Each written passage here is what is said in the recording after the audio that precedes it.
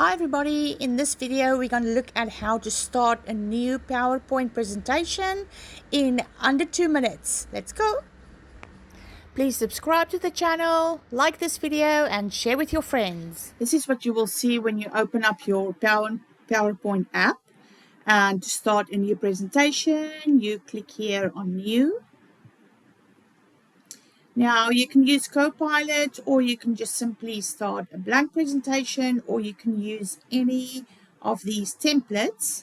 But if you want to be original, click on blank presentation. Let me just close that.